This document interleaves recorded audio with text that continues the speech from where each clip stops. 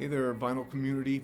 So, uh, like I think a lot of other folks, I have some time off this week, and with the American holiday coming up, and got some music on right now. I put it on a little bit loud. I'll turn it down um, once we get going. But this is probably my favorite album of the year, and it's that amazing mix of you know, avant-garde classical and drone, electronics. Um,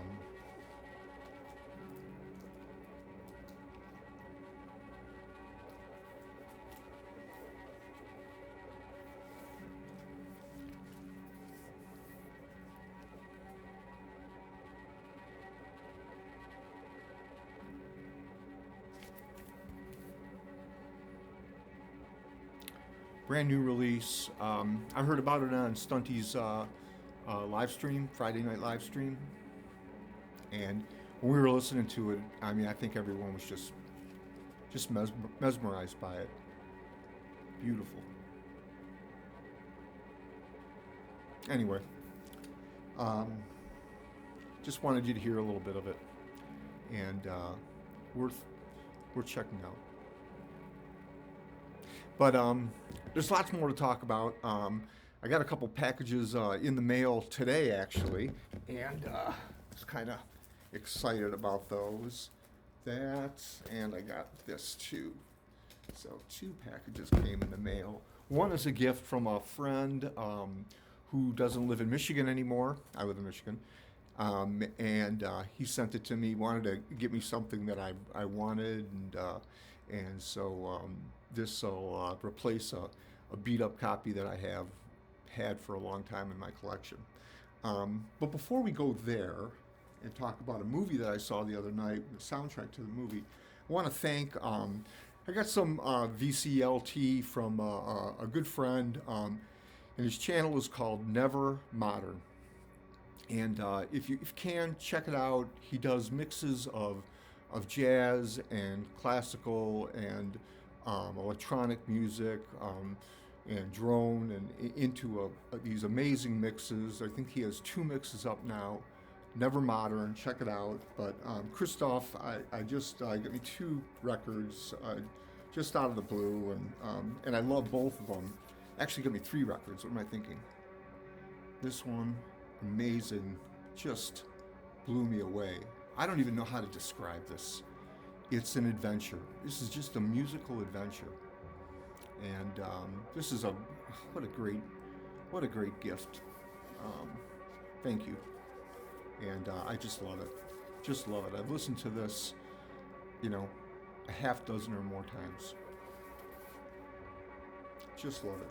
And then I also, and just by chance, another record that has been on my want list for a long time, and I've been putting it off, and just got me a beautiful copy of this jazz record.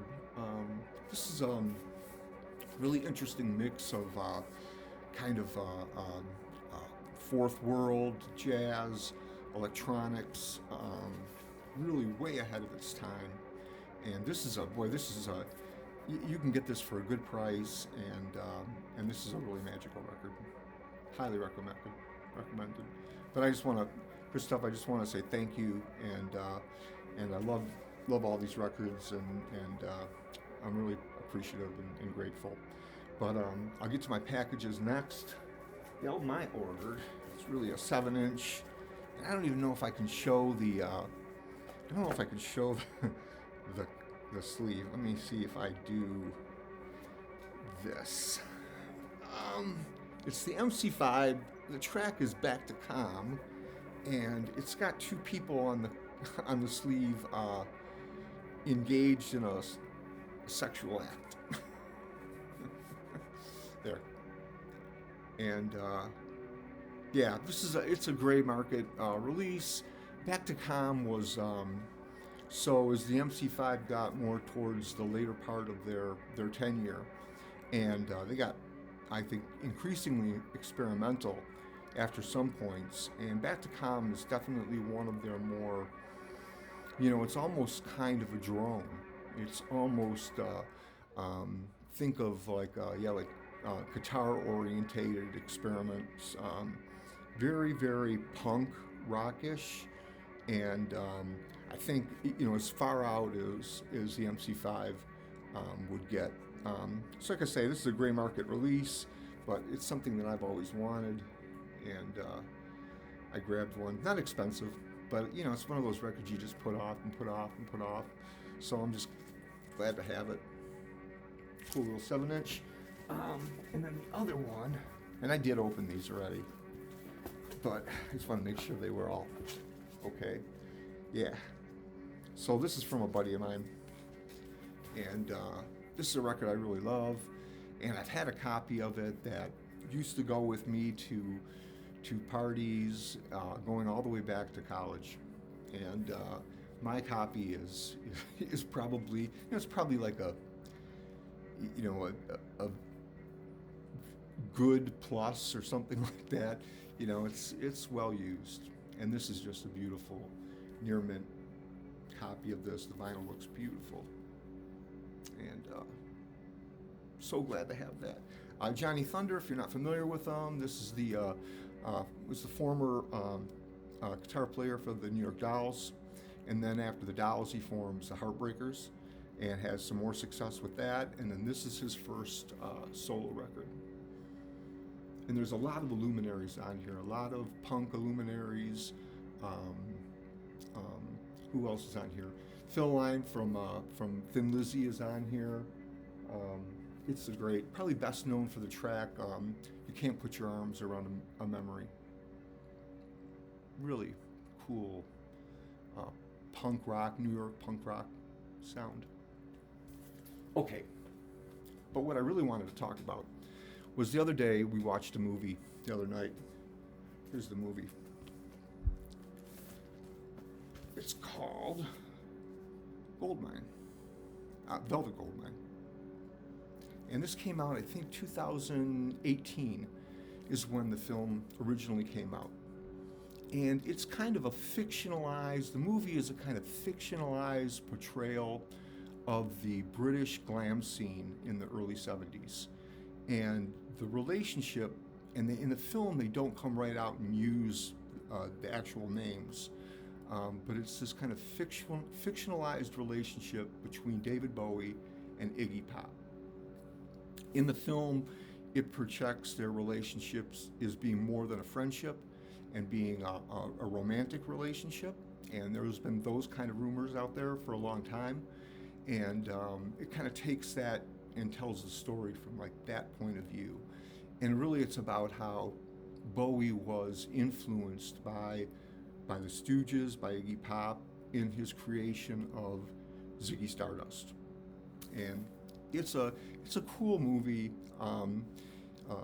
Like I say, it's not based in reality, but there are all these little hints along the way about what could have been to tell a particular story. The soundtrack is, I think, really cool. If you like glam from that era, I'm not a particular glam fan, but I like some here and there. But what's interesting about this is they take, there's some tracks that are the original glam artists from that era. Others are cover versions of modern bands doing tracks from the glam era. And then in a few cases, they even create like kind of sound-alikes. They created a group to sound like the Stooges, for instance, called the Rats. And on one of the tracks, Ron Aniston of the Stooges actually plays guitar on TV Mind, TVI, I think TV Mind. But here, this might give you. It doesn't show the picture in the sleeve. Here's the inside of it. The vinyl looks really cool. But if you're a fan of like that era of glam music, vinyl looks kind of nice. You'll really dig this movie. But I was thinking about it in terms of kind of the political environment that we are in the United States today, and how different that is from 1972 or 1970, and it's real easy to kind of lose hope and to think that that we're kind of doomed to this, but it doesn't have to be that way. And when I saw the film, it gave me a lot of hope about how it takes some brave people to step forward and speak the truth, and to just break barriers without being asked, and to move things forward. And sometimes I think it takes that kind of radical thinking to really move things over. Not to be political. I don't want to be overly political. Sometimes I can move in that direction, but I don't want to do that, because this is about music. And I just think that this is I haven't heard anyone really mention the soundtrack. I think that anyone who, if you enjoy this era, check the movie out. It's a wild trip of a movie, but good. And it's fun and it's funny, but there's a lot of serious points, I think, being made about sexuality and about sexual liberation, and what all that kind of can mean to individuals. So, but then if you just want to check out the soundtrack, it's well worth hunting down. Now, one thing I didn't realize before I decided to make the video was that I guess this has become kind of a tough soundtrack to find on vinyl. And I went and looked on Discogs, and they're getting kind of silly money for this on vinyl. But you can still find a CD of it for cheap, and it's worth if you like glam, glam is a funny term because it's like, where does what is glam? The Stooges really weren't glam, although towards the end of the kind of raw power era, Iggy was certainly using kind of he did his hair blonde and he would use glitter, and so a lot of glam was about the aesthetics. And so you really had a convergence of sounds and styles. So you had things ranging all the way from the Stooges all the way to like Roxy Music. And then everything in between. Lou Reed went glam for a little while. So it's kind of one of those terms that's tough to define, I think. Little 50s rock and roll, glamorous outfits, flamboyant and electrical guitars. So anyway, check the movie out, Velvet Goldmine.